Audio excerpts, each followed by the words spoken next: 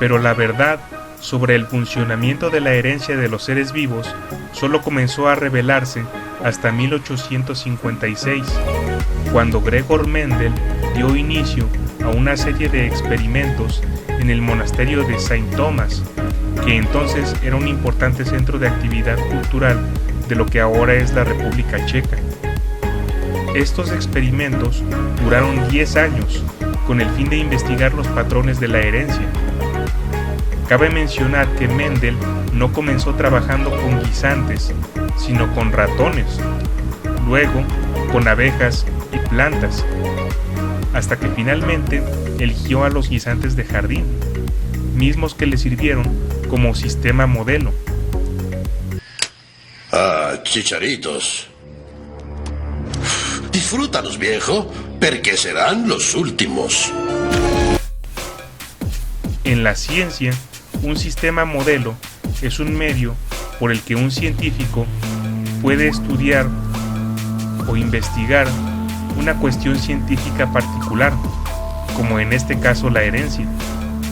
De este modo, los científicos pueden usar un sistema modelo para aprender principios generales que se aplican al ser humano o a otros organismos o sistemas biológicos que sean difíciles de estudiar. Los experimentos realizados por Gregorio Mendel, que tanto aportaron al desarrollo y comprensión de la genética y la evolución, no se hicieron con el objetivo de fundar la genética, sino tan solo para mejorar el rendimiento de la huerta de su monasterio. Para eso centró su atención en las características de los guisantes, como el color. Unos eran verdes y otros amarillos, así como en su textura, que en algunos era rugosa y en otros lisa. Mendel tomó el polen de las flores de plantas que daban guisantes amarillos y lo usó para polinizar las plantas que producían guisantes verdes, y viceversa, y luego cruzó los guisantes que nacieron de esas combinaciones.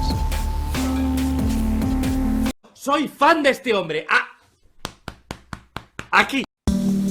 Para más detalles, Mendel cruzó dos variantes de plantas de guisantes por medio de su polen, una con flores blancas y otra con flores púrpuras.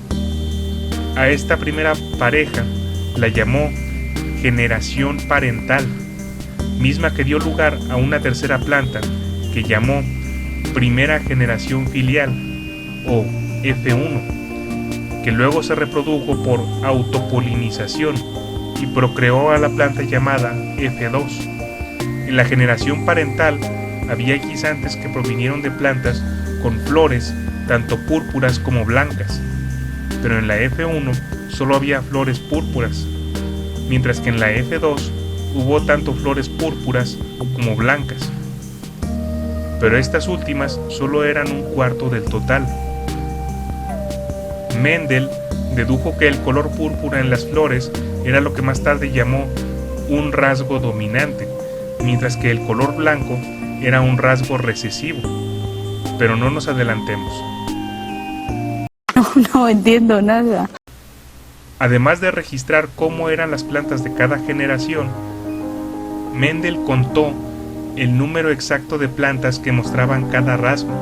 Por este medio, descubrió patrones de herencia muy similares en las características que estudió.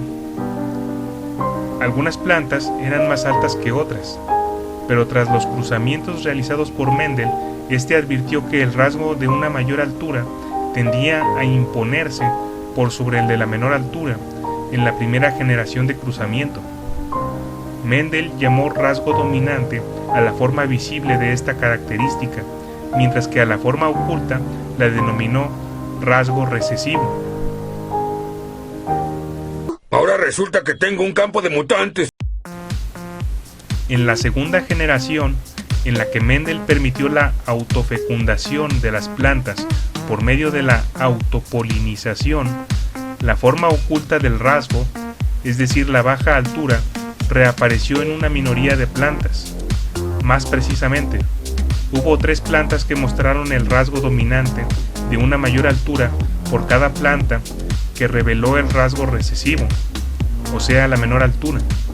Es decir, que en esta segunda generación hubo plantas altas y bajas, pero las más altas superaron a las más bajas en una proporción de 3 a 1.